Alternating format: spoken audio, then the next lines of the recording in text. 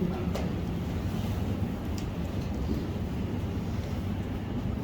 الله الرحمن الرحيم.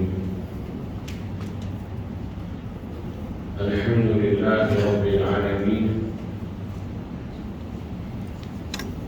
والصلاة والسلام على أشرف الأنبياء والمرسلين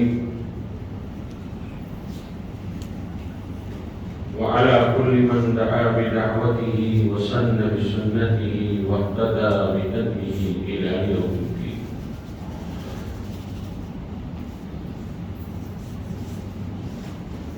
رب اشرح لي صدري ويسر لي أمري واحلل عقدة من لساني يفقهوا قولي.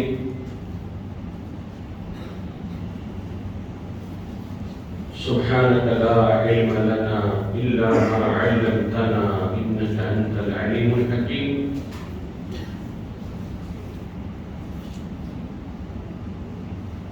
اللهم لا فهم لنا إلا ما فهمتنا إنك أنت الجواد الكريم.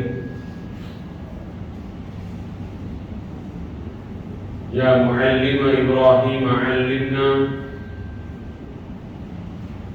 ويا مفحم سليمان فحمنا. اللهم علمنا ما ينفعنا وانفعنا بما علمتنا. دعا فرمائے اللہ تعالیٰ اس مختصر سے وقت میں حسن نیت کے ساتھ صحیح بات کہنے کی، اس کو سمجھنے کی اور سمجھ کر اس پر عمل کرنے کی توفیق عطا فرمائے۔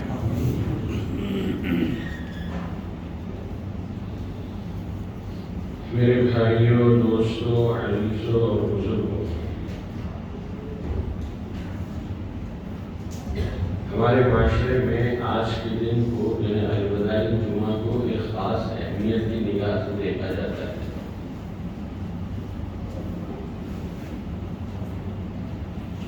بلکہ تو بعض علاقوں میں جو تیاری نئے کپڑے کی عید کی ہوتی ہے، وہ تیاری نئے الوداعی جمعہ کی بھی ہوتی ہے۔ الوداعی جمعہ نیا کپڑا پہنیں گے اور عید میں نیا کپڑا پہنیں گے، اور ہر ایک دوسرے کو واٹس ایپ پر اور سوشل میڈیا پر جو ہے الوداعی جمعہ مبارک کا جو ہے میسج آتا ہے۔ وہ بھی صبح سے بہت سے آئے ہیں، آپ کو بھی آئے ہوں گے۔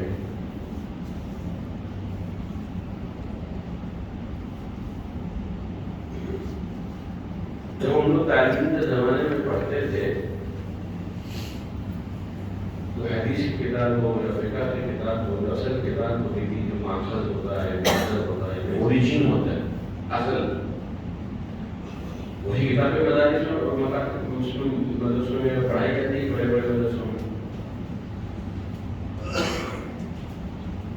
اس میں جو ہے متن ہوتا ہے، متن کے دونوں کے بیچ میں کچھ لکھا ہوتا ہے، بین حاشیین بولتے ہیں اس کو، بین سطرین بولتے ہیں اس کو، انڈر دا لائن۔ وہ جو انڈر دا لائن ہے نا، وہ اس متن کو سمجھنے کے لیے سہولت پیدا کرتا ہے۔ اس کی ایک ڈاکومنٹری تو حاشیہ ہوتی ہے، وہ تھوڑی اور تفصیل سے ہوتی ہے، لیکن انڈر دا لائن جو ہے وہ جو جملے لکھے ہوئے ہوتے ہیں، وہ دراصل اس متن کی ڈائریکٹ سمجھنے کے لیے شارٹ میں اس کا اشارہ اس میں دیا جاتا ہے۔ اس کو ہمارے مدرسے کی زبان میں بین سطرین کہا جاتا ہے۔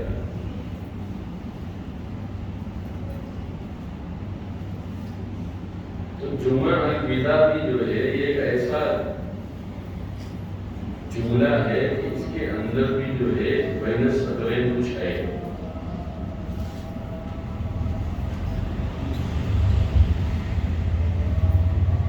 اور وہ بین سطرین کیا ہے اس کو سمجھنا ضروری ہے۔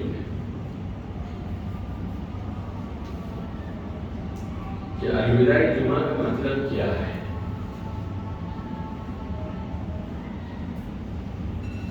بین الصدرین میں جو ہنٹ دیے جاتے ہیں وہ اثر ہوتے ہیں جو جس سے کتاب کے اوریجنل ٹیکسٹ جو ہے سمجھنا اور اس کی متن کو سمجھنا آسان ہو جاتا ہے. تو آئیے آج کچھ الوداعی جمعہ کے بین الصدرین کے بارے میں کچھ بات کر لیں کہ معاشرے میں بین الصدرین الوداعی جمعہ کو کیا سمجھا جاتا ہے. حدیث کے دو پہلو ہیں، اس لیے کہ آدمی دو طرح کا ہے، منفی سوچ کا بھی ہے، مثبت سوچ کا بھی ہے، پازیٹیو تھنکنگ بھی ہے اور نیگیٹو تھنکنگ بھی ہے.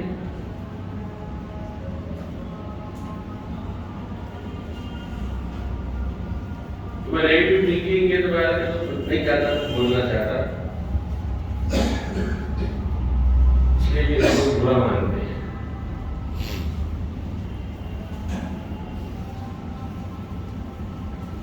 لیکن مسئلہ یہ ہے کہ نہ کہیں تو کب کہیں اور کب سمجھائیں. یہ مشکل ہے ہمارے لیے کہ آپ کو سمجھائیں تو کب سمجھائیں. اس لیے ضروری ہے کہ بین الصدرین کی تشریح اس طرح ہو کہ ہمارے سب کے ذہن میں اگر پازیٹیو ذہن میں اس کو قبول کر لیا تو نیگیٹو کے تذکرے کی ضرورت نہیں ہے. مثبت پہلو جب ذہن کے اوپر غالب آ جاتا ہے تو منفی پہلو کو بہت نکل جاتا ہے. اتنا بات لکانا نہ ہوگا، حق آتا ہے تو باطل چلا جاتا ہے اور باطل ہے ہی جانے کے لیے. تو الوداعی جمعہ کا حق کیا ہے؟ میرے دوستوں بزرگوں، الوداعی جمعہ کا حق یہ ہے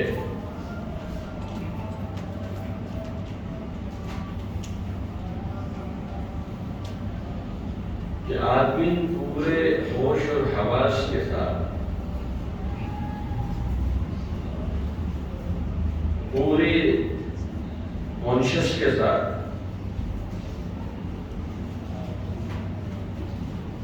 یہ طے کرے کہ الوداعی جمعہ کا مطلب یہ ہے کہ مجھے اب آج سے لے کر موت تک اپنی زندگی سے سارے گناہ کو الوداع کہہ دینا ہے.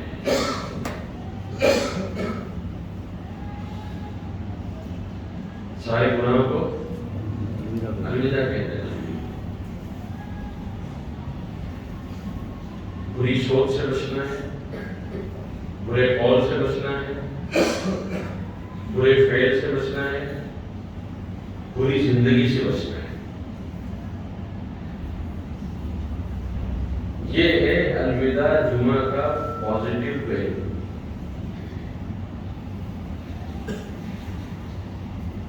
اور اسی آدمی کو عید کی خوشیاں منانے کا حق ہے جو اپنے اندر یہ پازیٹیو پہلو پیدا کر لے گا. اس لیے کہا جاتا ہے کہ عید کا مسئلہ یہ نہیں ہے کہ نئے کپڑے پہنے یا پرانے پہنے. عید کی خوشی کا اس سے کوئی تعلق نہیں ہے. عید کی خوشی کا تعلق تو اس سے ہے کہ کتنا طے کیا کہ آج کے بعد اللہ کو اللہ کی نافرمانی نہیں کریں گے. یہ اصل خوشی ہے.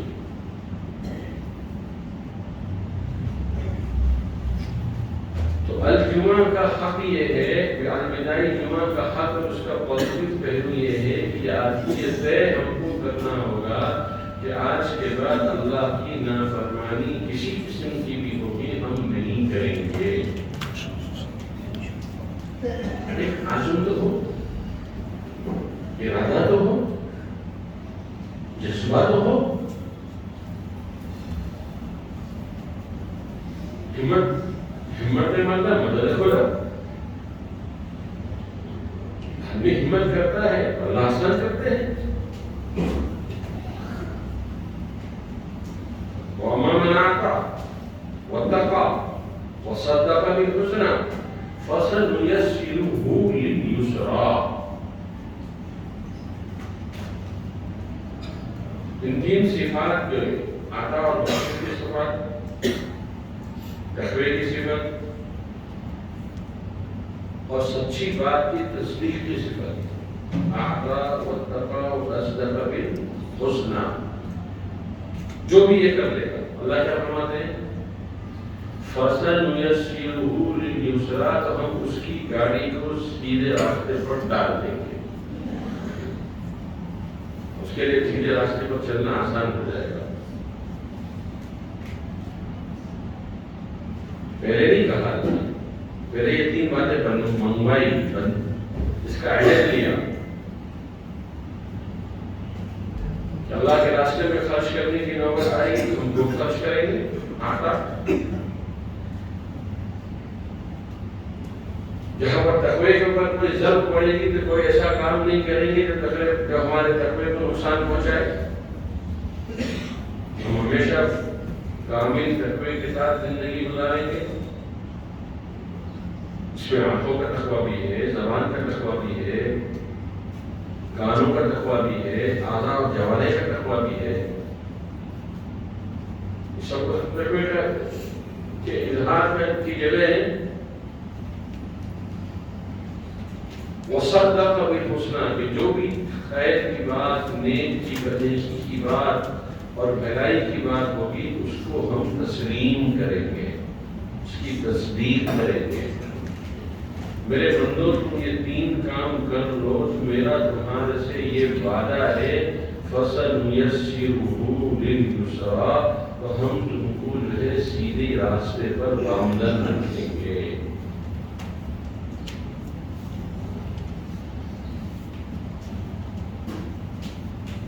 یہ ہے الوداعی جمعہ کا پازیٹیو پہلو۔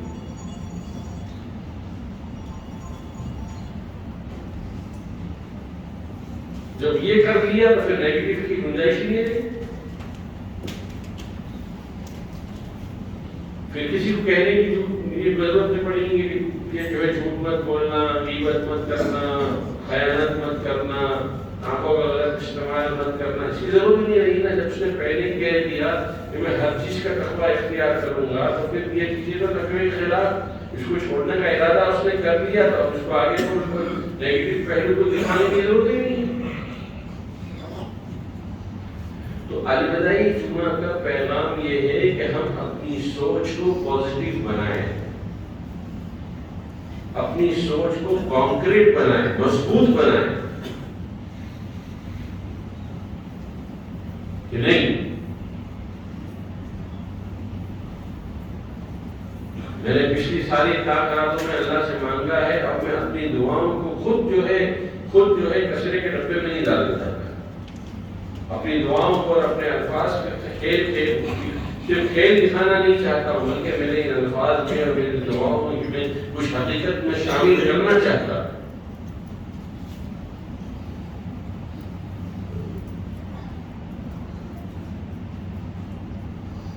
اس کو کہتے ہیں الوداعی جمعہ کا پیغام۔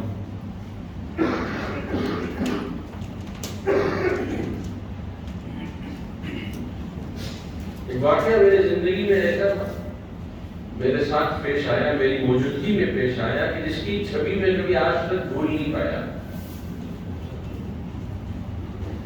کس سن کی بات ہے مجھے یاد نہیں ہے، لیکن الحمدللہ اللہ تعالیٰ نے اپنے گھر کی حاضری نصیب فرمائی کہ اللہ ہم سب کو نصیب فرمائے۔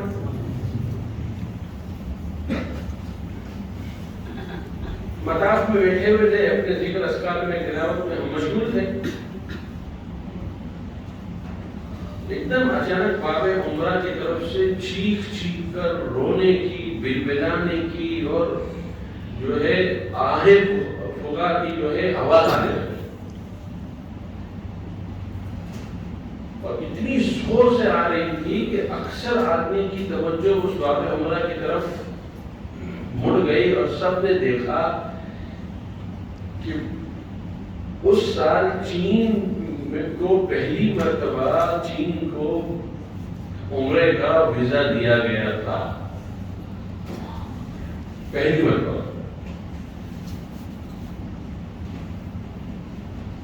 تو ایک بہت بڑی تعداد جو لمیٹیشن تھی 50 آدمیوں کی، مرد اور عورتوں اور علماء اور عوام سب کی ملا کر وہ عمرے پر آئی تھی. عمرہ ان کا ہو چکا تھا اور ان کو جو ہے اب مدینہ منورہ کے لیے روانہ ہونا تھا. یہ تھا کہ یہ آخری نماز ہے، اس کو مسجد حرام میں پڑھ لو، اس کے بعد فوراً بس لگ جائے گی، سوار ہونا ہے اور مدینے کے لیے روانہ ہونا ہے. جو منظر اس پورے مطاف میں جو چھا گیا، پورے منظر پورے مطاف کی توجہ کو جس نے کیپچر کر لیا اور اپنے بس میں کر لیا، وہ منظر یہ تھا کہ ہر جانے والا جو لوٹنے والا تھا وہ سب سے پہلے تو ادب کے بارے بیت اللہ کو جو ہے کمر دکھانے کے، پیٹھ دکھانے کے روادار نہیں تھا. پیچھے پیچھے ایسی جا رہا تھا اور رو رہا تھا اور صرف یہی کہہ رہا تھا جو حدیث کی دعا ہے کہ اللہ اس جانے کو ہماری زندگی کا آخری جانا مت بنا، بلکہ اس کو ہماری زندگی میں واپس یہاں پر آنے کا اس کو ذریعہ بنا دے. ہمارا یہ جانا جو ہے نا، یہ ہمارا آخری زندگی کا جانا نہ ہو، بلکہ یہ جانا بار بار آنے کے لیے ہو.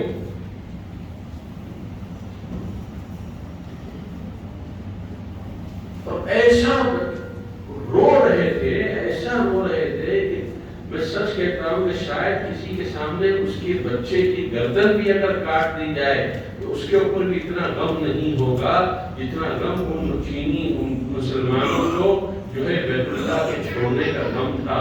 اور وہ یہی کہہ رہے تھے کہ اللہ ہم الوداعی طور پر جا رہے ہیں، لیکن ہمارا یہ جانا ہمارے دوبارہ آنے کے لیے ہے.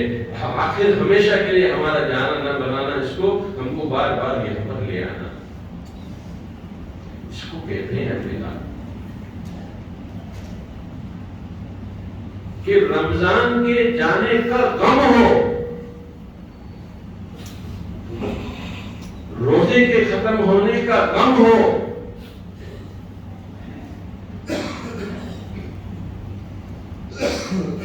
اللہ کی طرف سے جو انعام سنت نفل پر فرض کا اور فرض کے اوپر 70 فرض کا جو انعام اللہ نے مقرر کیا تھا وہ ختم ہونے کا غم ہو، غم تکلیف ہو.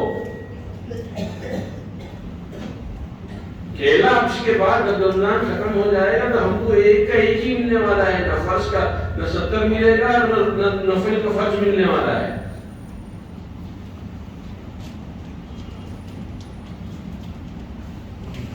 یہ ہے الوداعی غم، رمضان کے جانے کا غم یہ ہے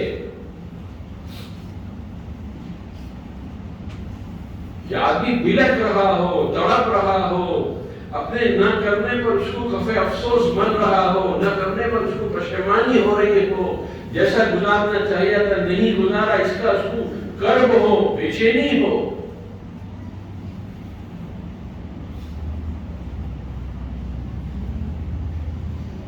اور اس کو یہ احساس ستایا جا رہا ہو کہ پتہ نہیں آئندہ سال دوبارہ یہ بہار آئے گی یا نہیں آئے گی، اگر آئے گی بھی تو میں اس بہار کے لائق اس کے برکتوں کو لینے کے لیے میری جھولی اللہ کے سامنے موجود ہوگی یا نہیں ہوگی.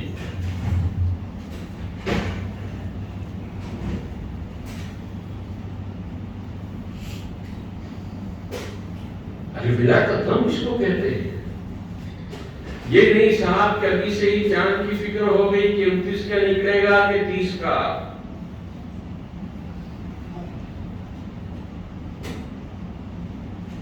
بولے چلو اب تو کل قرآن ختم ہو گیا، اب چھٹی، اب کہیں بھی پڑھ لیں گے. بہت بڑی تعداد تو وہ ہے کہ قرآن ختم کرنے کے بعد تراویح نہیں پڑھتی. ہاں تراویح نہیں پڑھتی، سمجھتے قرآن کیا ختم ہو گیا، تراویح ختم ہو گئی. جی نہیں، قرآن کا مکمل سننا الگ سنت ہے اور تراویح کو آخری چاند رات تک پڑھنا یہ الگ سنت ہے. دونوں سنتیں الگ الگ ہیں. آپ کا قرآن ختم ہوا ہے لیکن جب تک عید کا چاند نکل نہیں جاتا جب تک تراویح نہیں ختم نہیں آتی.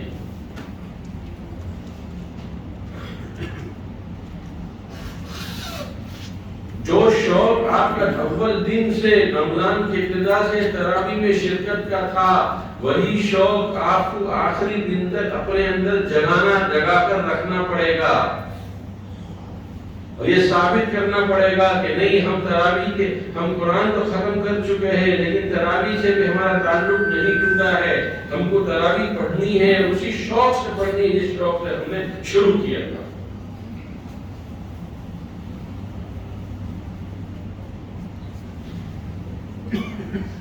یہ ہے پیغام اس کا، الوداع کا۔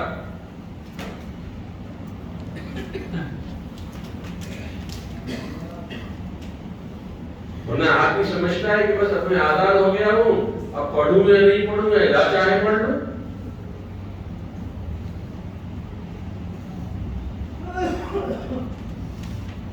اس کو غم ہو اس کا کہ اس سال حافظ صاحب کی زبان مبارک سے قرآن کلام کی جو میں نے تراویح سنی ہے، پتہ نہیں آئندہ سال مجھ کو نصیب ہوگی یا نہیں ہوگی، موقع ہاتھ آئے گا کہ نہیں آئے گا۔ اس کو یہ احساس ہو کہ آئندہ سال روزہ رکھ، اللہ کے اس ایک اہم حکم جس کو حدیث میں کہا گیا ہے صوم جنہ، کہ صوم جو ہے انسانوں کے لیے ڈھال کا کام کرتا ہے، گناہوں سے حفاظت کرتا ہے، گناہوں سے بچاتا ہے۔ یہ صوم، یہ روزہ آئندہ سال میں رہوں گا یا نہیں رہوں گا، اور اگر رہوں گا بھی تو رکھنے کے لائق رہوں گا یا نہیں رہوں گا۔ بہت سے لوگ نہیں ہیں جو زندہ ہے لیکن رکھنے کے لائق نہیں ہے۔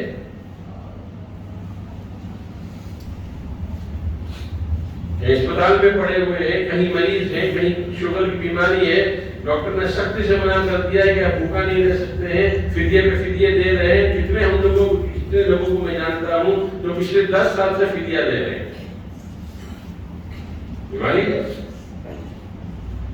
ہمیں نہیں معلوم آئندہ ہر رمضان ملے گا یا نہیں ملے گا، ہم رہیں گے یا نہیں رہیں گے، اور اگر رہیں گے بھی تو رکھنے کی توفیق اور ہمت اور طاقت اور قوت اور صحت بھی ہوگی کہ نہیں ہوگی۔ یہ ہمارا نقصان نہیں ہوا، نقصان نہیں ہوگا اگر ہم رکھنے کے لائق نہ رہے تو اس کا غم ہونا چاہیے کہ غم نہیں، یہ خوشی ہونی چاہیے کہ چلو خیر 2 دن اور باقی کسی طرح گزار لو۔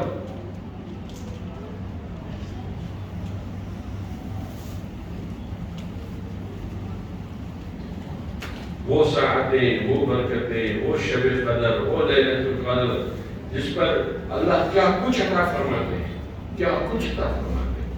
وہ آنکھیں دیکھ نہیں سکتی، وہ کان محسوس نہیں کر سکتے جو اللہ دیتے ہیں اپنے بندوں کو، اپنے منتخبین کو، اپنے مخلصین کو، اپنے محبوبین کو جو اللہ دیتے ہیں، وہ اس کو آنکھیں دیکھ نہیں سکتی، کان اس کو سمجھ نہیں سکتا، دماغ اس کا تصور نہیں کر سکتا جو اللہ عطا فرماتے ہیں۔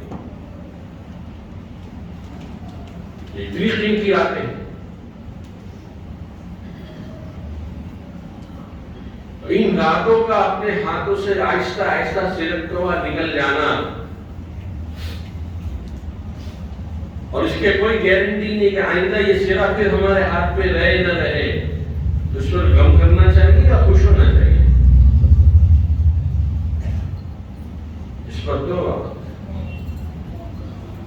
آنسو کی لڑیاں بہا دینی چاہیے۔ آنسو خوش ہو جائے تو خون سے رو کے اللہ کو دکھانا چاہیے کہ اللہ یہ عذاب ہم پر مت دیجیے گا، اور یہ بے توفیقی ہم پر مت دیجیے گا کہ ہم کو آئندہ سال رمضان نہ ملے۔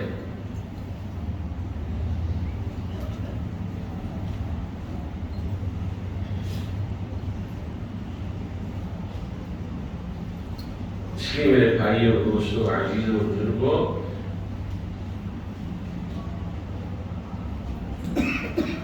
اپنے اس الوداع کے بارے میں اپنے ذہن کو، اپنے دماغ کو اور اپنے خیالات کو صاف کر لو کہ یہ الوداع اس لیے نہیں ہے کہ آج سے تراویح ختم ہے، اے تراویح تیری الوداع، روزے تمہیں الوداع، سحری تمہیں الوداع، افطار تمہیں الوداع۔ ہم جانتے بھی ہو کہ افطار کے وقت دعا کتنی قبول ہوتی ہے،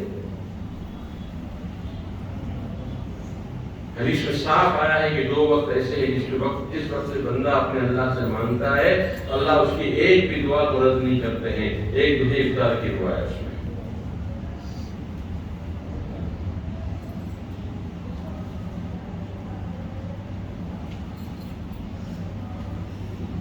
ہم کیا کیا نعمتوں کو جمع کریں، ان ساری رمضان کی ساری برکتیں، ساری نعمتوں کو جمع کر لیجئے اور پھر سوچئے کہ کتنا بڑا میرا نقصان ہو جائے گا اگر میں نے اس موجودہ رمضان کے جو چند ایام بچے ہیں اس کی میں نے قدر نہیں کی اور آئندہ سال مجھے وہ نہیں ملا تو میرا کتنا بڑا نقصان ہو جائے گا.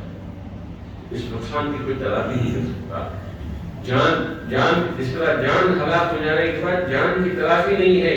مال کی تلافی تو ہو جاتی ہے لیکن جان کی تلافی نہیں ہوتی ہے.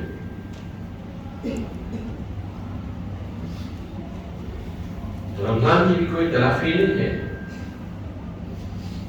ہاں اللہ نے ایک موقع دیا ہے شوال کے 6 روزے رکھ دو. یہ بھی اللہ کا کرم ہے کہ جو کچھ کمی کوتاہی تمہارے اندر باقی رہ گئی ہے اس 6 روزے کے اندر سمیٹ لو اس کو. یہ 6 روزے اس لیے دیے گئے ہیں کہ تمہاری رمضان کی کمی کوتاہی کو اس میں ہم ایڈجسٹ کرتے ہیں، چلا لیں گے. اور صدقے فکر واجب کر دیا ہر مقدر مسلمان پر جو صاحب نصاب ہے. صدقے فکر کیوں ہے؟ فرمایا 2 وجہ سے ہے. عید کی خوشی صرف تمہارے گھر میں نہیں ہونی چاہیے، عید کی خوشی جو ہے غریب کے گھر میں بھی دیکھنی چاہیے. اس لیے اپنا صدقہ فطر نکالو. بھی ایک مسئلے کی کتاب پڑھ رہا تھا، اس میں ہم کو ہمارے ذہنوں میں تو ہے کہ 2.25 کلو ہے اور گیہوں ہے، لیکن اس کتاب میں میں نے پڑھا کہ 2.25 کلو تو بالکل ادنا درجے کے لوگوں کے لیے ہے، بالکل بیچارے فاقہ، یعنی جن کے پاس سرمایہ بہت کم ہے ان کے لیے 2.25 کلو ہے. ورنہ صاحب استطاعت کے لیے اگر گیہوں میں دے رہا ہے تو 3.5 کلو ہے. کتنا ہے؟ لوگوں کو فون کر کے پوچھتے مولانا فطرہ کتنا دینا ہے؟ ہاں آٹے کی قیمت 3.5 اب جس قسم کا گیہوں کھاتے ہو، جس قسم کے آٹے کھاتے ہو اس کو کیلکولیشن کر لو. 3.5 کلو کیا تو ماشاءاللہ 3.5 کلو والے تو سبھی تو بیٹھے ہیں.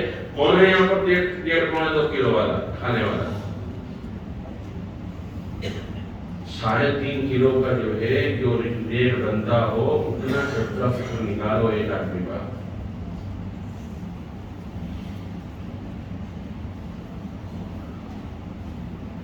اپنے طرف سے نکالو، مرحومین کی سارے ثواب کے لیے نکالو، اپنے نابالغ بچوں کے لیے بھی نکالو. اگر عید کی رات کوئی بچہ پیدا ہو گیا ہے اس کا بھی بلکہ صدقے فطر ہے. اور عید سے 1 دن پہلے اگر کوئی مر گیا تو اس کا صدقہ فطر نہیں ہے.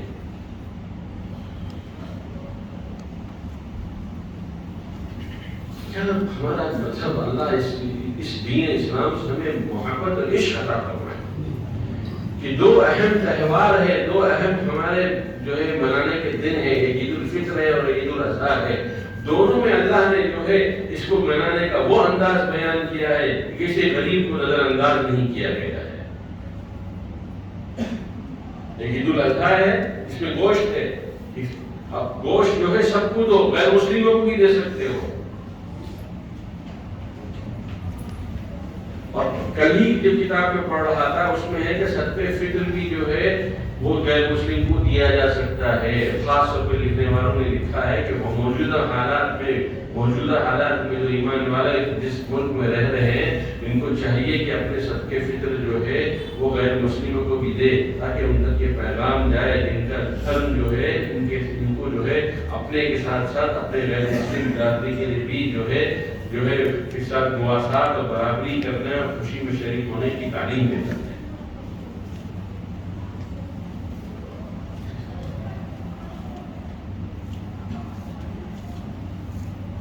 یہ صدقہ فطر اس لیے ہے. عید الاضحیٰ میں گوشت اس لیے ہے، یہ نہیں کہ صاحب اپنے کنٹینر، اپنے فریج اور اپنے جو ہے ڈیپ فریزر بھر کے رکھ دو یا پھر جو ہے سورج کی روشنی میں اس کو سکھا کے رکھ دو اور سالوں سال تک کھاتے رہو. کہا کرتا ہے اس فریج نے ہم سب کو بخیل بنا دیا، بنا دیا. ایک زمانہ تھا کہ رات کا کھانا گھر میں رکھا نہیں جاتا تھا، مسافر کو ڈھونڈ کر مسجدوں کے اندر بھیج کر کسی نہ کسی کو کھلا دیا کرتا تھا، رواج ہی نہیں تھا رکھنے کا، صبح کسی کو باسی کھلانے کا تصور نہیں تھا۔ لیکن جب سے فریج آیا ہے تو جو ہے ہم جو ہے وکیل ہو گئے ہیں، ہم نے جو ہے رات کا کھانا بچا کر فریج میں رکھ کر اگلے دن کھانے کے جو ہے انتظام کر لیا۔ گویا کہ آج تو اللہ پر یقین تھا کہ اللہ کھلائے گا، کل کے بارے میں ہم کو یقین نہیں ہے کہ اللہ پتہ نہیں کھلائے گا یا نہیں کھلائے گا۔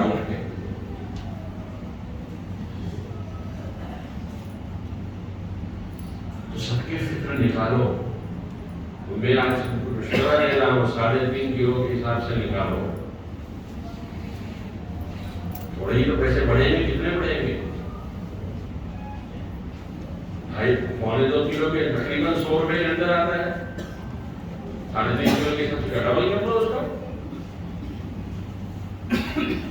ایک سب کے فکر جو ہے ایک آدمی پر اتنا واجب ہے، اس کو نکالنا ہے، اور کوشش کریں کہ عید سے پہلے نکال لیں، تاکہ آپ کسی کے گھر میں پہنچا دیں، تاکہ وہ عید کی خوشی تو نہ ہے۔ یہ کیا بات ہے کہ عید کی نماز کے لیے آتے ہیں، بعد صبح حضرات چندہ لے کے کھڑے رہتے ہیں اور عید بنواتے ہیں، ٹھیک ہے، ان کو دیتے ہیں، ادا ہو جاتا ہے، اس میں کوئی انکار نہیں ہے، وہ اکثر کھڑے بھی ہوتے ہیں، ان کی مجبوری ہے، کہاں جائیں وہ، کہاں جائیں گے؟ ان کو تو ایک گھر پالنا ہے، ان کو تو 50 بچے پالنے ہیں، 100 بچوں کو پالنا ہے، ان کو دینا ہے، ان کو دیجیے، اس کے انکار نہیں ہے، لیکن زیادہ حقدار ان لوگوں کو دیجیے جو آپ کے پڑوس میں ہیں، چاہے مسلم ہو چاہے مسلم ہو، ان کو دیجیے وہ صدقہ فطر کی رقم، اور عید سے پہلے دیجیے، تاکہ عید کے دن کچھ تو گھر میں اپنے میٹھی چیز بنا کر اپنے بچے کو کھلا سکے۔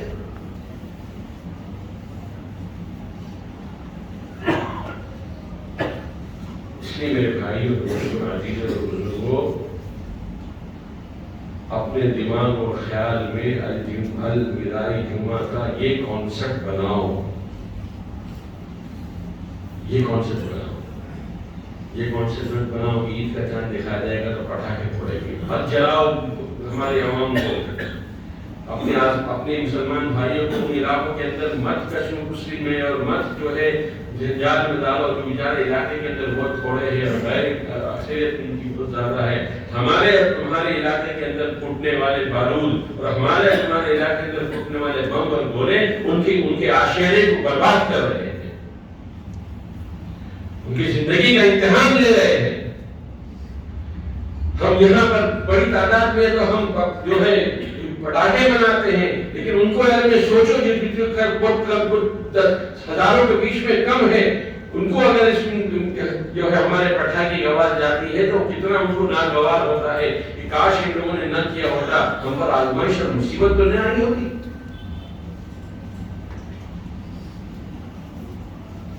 کہاں گئی ہماری سمجھ؟ گھاس چرنے گئی ہے؟ اتنی بات عقل میں نہیں آتی کہ ہم اپنے چند جو ہے ناجائز مقاصد کے لیے، اپنے دل کی تسکین کے لیے ہم کچھ عمل کرتے ہیں، لیکن اس کا رد عمل کتنا دور تک پہنچتا ہے، اس کا رد عمل کتنے لوگوں کی تباہی کا اور بربادی کا ذریعہ بن جاتا ہے۔ کس کتاب میں لکھا ہوا ہے؟ کوئی گواہ دے سکتا ہے کہ عید کی رات کا چاند دیکھا جائے تو پٹاخے پھوڑے جائے؟ یہ امت کو کیا ہو گیا؟ کب اس کے اندر اس کی عقل بالغ ہوگی؟ کب یہ زمانوں کے ٹھوکرے سے سبق لینا سیکھے گا؟ کیوں ہم کسی اور کی زندگی اور موت کے امتحان کا ذریعہ بن جاتے ہیں؟ کسی کی خوشیوں کے آگ لگانے کا ذریعہ پر کیوں بنتے ہیں ہم؟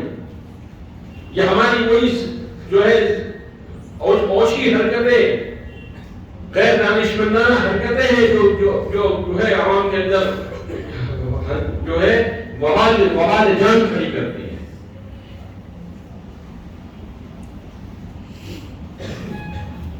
عید کا چاند خوشی منانے کے لیے تھا، ارے عید کا مان تو بلت بلت کر رونے کا تھا کہ گیا وہ وقت ختم ہو گیا، آج کے بعد سب کچھ چلا گیا۔ ماتم اور مرثیہ کرنے کا وقت تھا وہ، کہ ہائے میں نے رمضان کی قدر نہیں کی، اب تو عید کا چاند نظر آ گیا، اب رمضان تو چلا گیا، اب تو نہیں ملنے والا ہے. وہ پٹاخے پھوڑنے کا وقت نہیں ہے، وہ خوشیوں کے اظہار کا وقت نہیں ہے، وہ اپنے سر کو پیٹنے کا اور ماتم کرنے کا وقت ہے کہ مجھ سے رمضان کی قدر نہیں ہے، رمضان چلا گیا.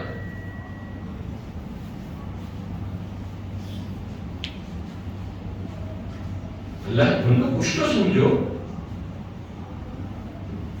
کچھ تو ذرا اپنے اندر ہوش کے ناخن لو کہ ہمارے کون سے عمل سے عالم انسانیت کے پاس کون سے ہمارے عمل سے کیا پیغام پہنچ رہا ہے. کوشش کرو ہمارا ہر عمل ان کے لیے دعوت بنے، ہر عمل ان کے لیے مثبت بنے، ہر عمل ان کے لیے ایمان اور اسلام کو سمجھنے کے لیے گائیڈ لائن بنے، ہر چیز ان کے لیے ایمان اور اسلام کو سمجھنے کے لیے ان کے لیے ایک سٹیپ آگے بڑھنے کا ذریعہ بنے. یہ نہیں کہ صاحب ہماری ان اعمال کی اور ہماری ان حرکتوں کی وجہ سے جتنے وہ ہم سے دور ہیں وہ ہم سے اور دور ہو جائے. جتنا نقص بغض اور نفرت رکھتے ہیں ان کے دلوں کے اندر ہماری ان اچھی حرکتوں کی وجہ سے جو ہے ان کے بغض اور ان کے نفرت میں اور اضافہ ہو جائے.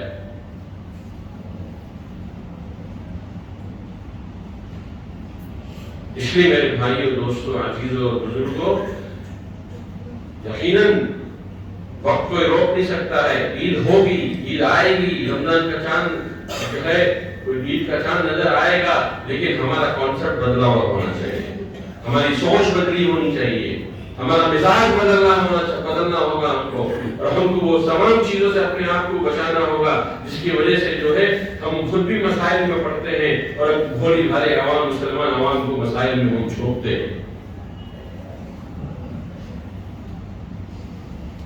اللہ ہر گھر کے اندر عید کی خوشیاں پہنچا دے.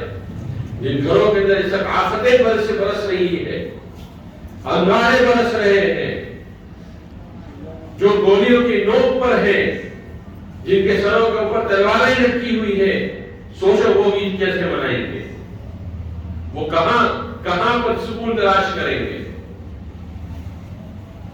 آج ان کے لیے بولنے والا کوئی نہیں ہے، ان کے لیے لڑنے والا کوئی نہیں ہے، ان کے لیے آواز اٹھانے والا کوئی نہیں ہے.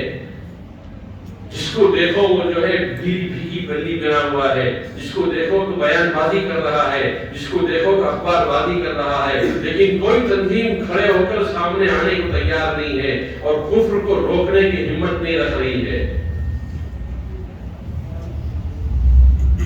ایمان کا وہ آخری درجہ بھی ہمارے زندگیوں سے نکلا جا رہا ہے. ایمان کا پہلا درجہ یہ تھا کہ چیز غلط ہو رہی ہو تو طاقت سے روکو اس کو، روک نہیں سکتے تو اس کی برائی بیان کرو، اور وہ بھی نہیں کر سکتے تو اپنے دل کے اندر اس کی برائی کو لاؤ. آج تو ہم اپنے دل کے اندر بھی ہمارے اندر اس کی برائی نہیں آ رہی ہے، روکنے کی تو ہمت ہی ختم ہو گئی ہے. یہ قوم پوری امت بزدل ہوتی چلی آ رہی ہے. اللہ کچھ ایسے ایسی کول کا پھول جو ہے نا وہ کیچڑ ہی میں تو نکلتا ہے، اسی کے اندر اس کی پرورش ہوتی ہے. ہندوستان میں بہت سی تنظیمیں کام کر رہی ہیں، سب کی تنظیموں کے کاموں کو اللہ بے حد قبول فرمائے. وہ سب جو ہے مسلمانوں کے خیر خواہ ہیں، سب جو ہے مسلمانوں کے بھی خواہ ہیں. کوئی رفائی کام کر رہا ہے، کوئی ایجوکیشن کی فیلڈ میں کر رہا ہے، کوئی جو ہے کسی اور فیلڈ میں کر رہا ہے. جتنی بھی تنظیمیں الگ، میں نام ساری تنظیموں کا نہیں دیتا، ہر تنظیم والے مخلص ہے، کام کر رہے ہیں، اللہ ان کی محنت کو قبول فرمائے. لیکن جو اصل کام ہے وہ کام ہے اس امت کو دوبارہ اثر نو جو ہے ان کو کھڑا کرنا اور ان کو اندر اجتماعی شعور پیدا کرنا اور ان کو جو ہے کفر اور شرک کے لیے ان کے دلوں کے اندر جو ہے جہالت کا جذبہ پیدا کرنا. اور اگر جان دینی پڑے تو جان دے دینا.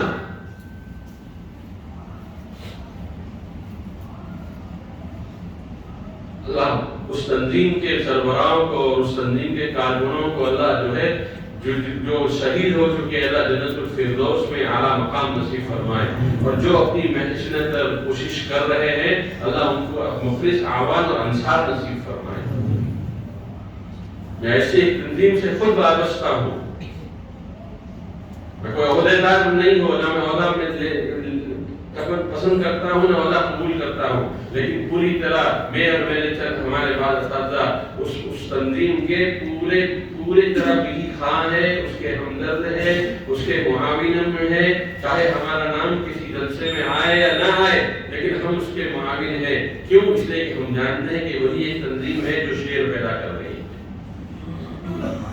پاپولر فرنٹ آف انڈیا کا نام اگر آپ نے نہیں سنا ہے تو سن لیجئے، کرناٹک میں اس کا بیس ہے۔ اللہ اس تنظیم کو جو ہے سلامت رکھے، حاسدین کے حسد سے بچائے اور منافقین کے نفاق سے بچائے۔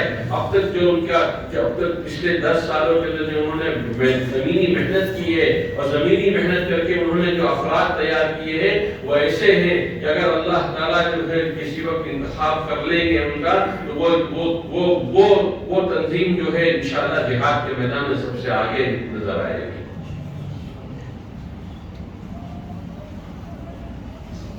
کام کرنے کے لیے 2 چیزوں کی ضرورت ہوتی ہے، ایک ہمت اور حوصلہ ہوتا ہے، اور ایک اللہ کی توفیق ہوتی ہے۔ اللہ نے ان دونوں چیزوں سے اس تنظیم کے ذمہ داروں کو نوازا ہے۔ اور کوئی کام آپ کر لیجئے، آپ کو سرمایہ کی ضرورت ہوتی ہے۔ اس لیے میں بالکل جوش اپیل کرتا ہوں، آپ کو باقاعدہ ان تنظیم کے ذمہ داروں سے آپ کو ملنا چاہے تو آپ کو ملاقات کرا سکتا ہوں، ان کی کارگزاری سنوا سکتا ہوں کہ اس تنظیم نے پچھلے 10 سالوں کے اندر کام کہاں سے شروع کیا تھا اور کہاں تک پہنچایا۔ اس وقت بھی ان کو جو ہے شدید سرمایہ کی ضرورت ہے، اس لیے میں نے ان حضرات سے کہا ہے کہ نماز کے بعد وہ اپنی چادریں لے کر مسجد کے باہر کھڑے ہو جائیں گے۔